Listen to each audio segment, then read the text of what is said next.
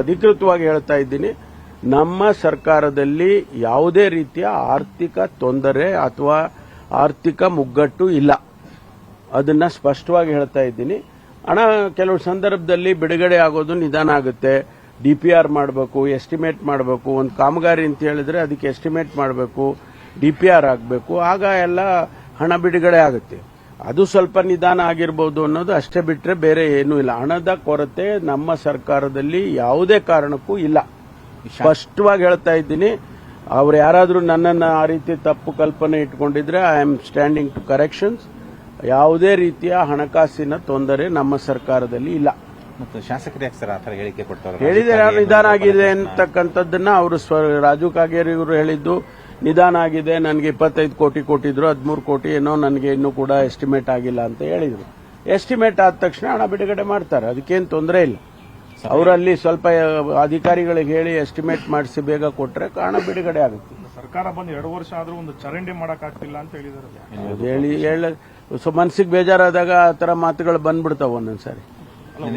Anekal ಮೈಲಸಂದ್ರದಲ್ಲಿ sir ಇವತ್ತಿಗೆ ದೌರ್ಜನ್ಯ ಮತ್ತೆ ಲೈಂಗಿಕ ದೌರ್ಜನ್ಯ, ಹಲ್ಲೆ, ಕುಡುಕರು ಒಂದು 4 ಜನ ಹುಡುಗರು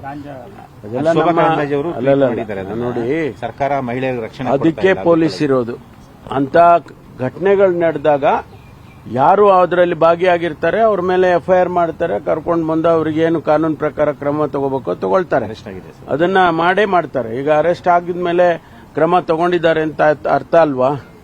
ಹಾಗಾಗಿ ಇಂಥ ಘಟನೆಗಳಾದಾಗ ಅದನ್ನ ಯಾವುದನ್ನು ನಾವು ಲಘುವಾಗಿ ತಗೊಳಕ್ ಹೋಗಲ್ಲ. ಯಾಕೆಂದ್ರೆ ಇವೆಲ್ಲ ಸಮಾಜದಲ್ಲಿ ಆಗುವಾಗ ನಾವು ಅಂತ ಬಹಳ ಗಂಭೀರವಾಗಿ ತಗೊಳ್ತೀವಿ ಇಂಥ ಘಟನೆಗಳನ್ನ. ಸರ್, ಆಮೇಲೆ ಇದು ಚಿನ್ನಸ್ವಾಮಿ ಸ್ಟೇಡಿಯಂ ಸಂಬಂಧಪಟ್ಟಾಗಿ ಪೊಲೀಸರದೇ ವೈಫಲ್ಯ ಅಂತ ಕೇಂದ್ರ ಸರ್ಕಾರಕ್ಕೆ ವರದಿನೂ ಕೂಡ ಕೊಟ್ಟಿದ್ದಾರೆ. ಅಲ್ಲ, ನಾನು ಆ ವರದಿಯನ್ನ ನೋಡಲಿಲ್ಲ. ಕೇಂದ್ರ ಸರ್ಕಾರಕ್ಕೆ ನಾನು ಮಾಧ್ಯಮದಲ್ಲಿ ನೋಡಿದೆ, ಪತ್ರಿಕೆಯಲ್ಲಿ ಬಂದಿದೆ. ಅದು ಯಾವ ಅರ್ಥದಲ್ಲಿ ಹೇಳಿದ್ದಾರೆ ಅಂತ ಗೊತ್ತಿಲ್ಲ, ಅದು ನೋಡ್ಬೇಕು ನಾನು.